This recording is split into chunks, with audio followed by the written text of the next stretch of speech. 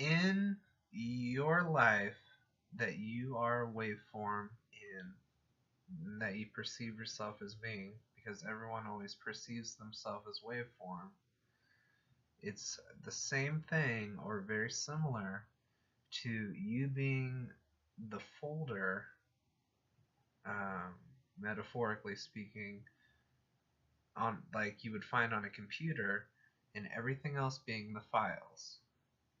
And all of those files are within you. But don't focus so much on getting caught up in the morass, I guess would be the word, of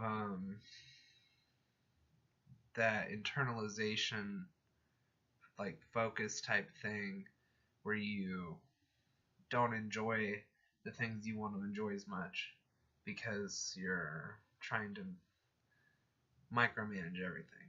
What I'm trying to say is you are immensely powerful. Immensely powerful. You are the most powerful thing in your life and in your reality. And it's not, well, the lesson that we're supposed to learn is that we're supposed to steer away from and shy away from power over others, and we're supposed to use our power of being the folder and the relationship of always perceiving ourselves as waveform and everybody else as always particle form, to create the most elevated and highest expression of what we would like our life to be, and for that, of the lives of everyone in our life. So it doesn't matter who you are, or who you thought you were. You are omnipotently powerful, and every day is a process, a beautiful process of just remembering and awakening the ability to make anything that you think is beautiful happen for yourself and for everybody else in your reality. I've been trying to do that with my own life and in the lives of those in my life.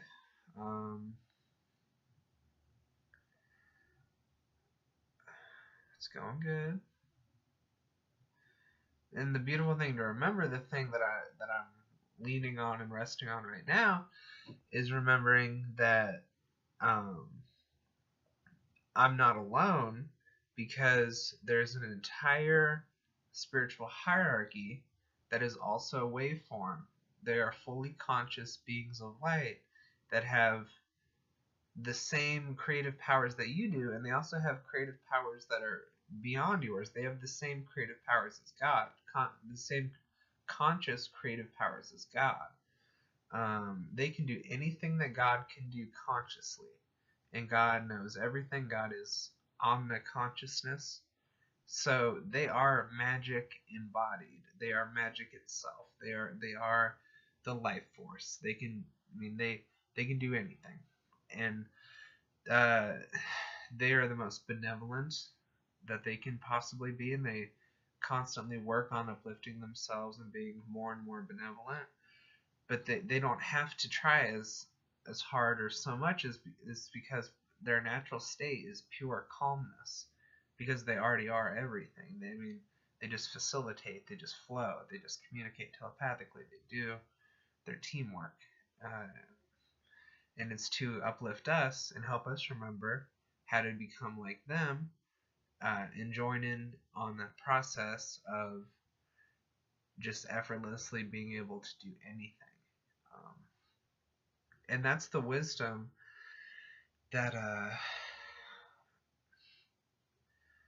well, I'll tie that in real quick.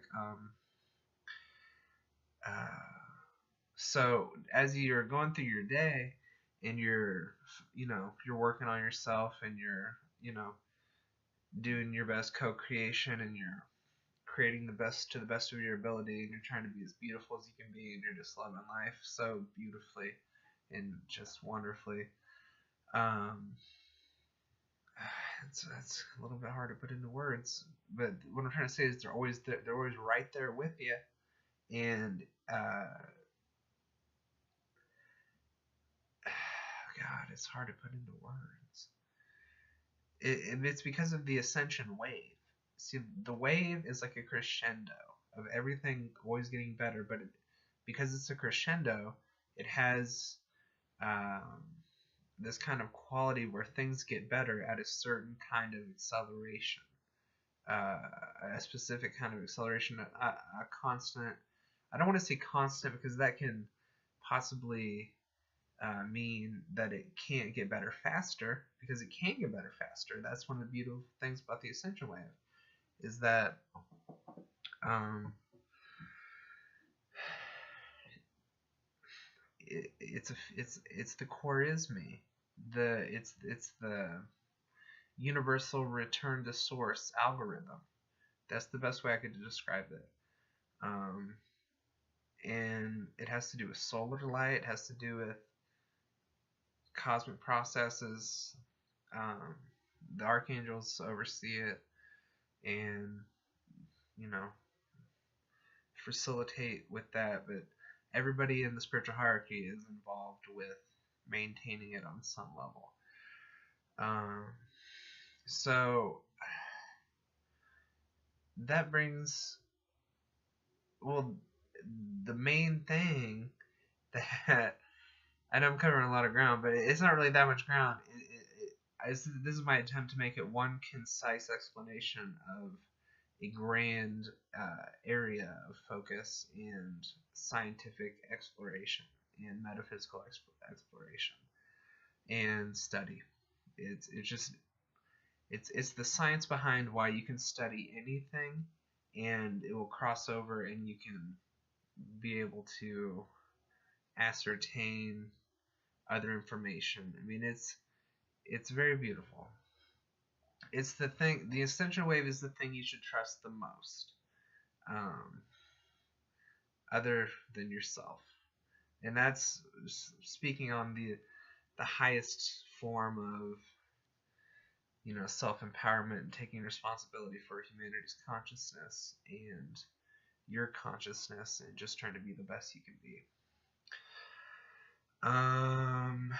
So the ascension wave is like somebody is constantly sliding the volume up if the volume was everything getting better, or just the suchness of life, or the suchness of the universe. So everything's always getting better, and well, let me think.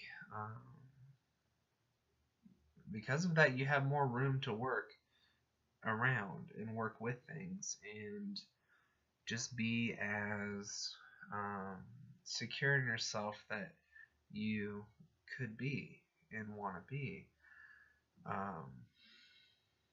And that's good. That's good. It's kind of like relative to music. The ascension is the metronome. It's the metronome beat, back, forth, back, forth, back, forth. And the music is doing its thing. It's the divine alchemy. So that's about the best I can explain that. And I know that's a lot of material. It can seem like, and it just seems like it might be out of the blue, but I've been trying to cohesively put it all together in my mind, or at least think about it all in my mind, and try to be able to explain it, or at least record an explanation of it that is in some way communicative. Okay, that's the first video.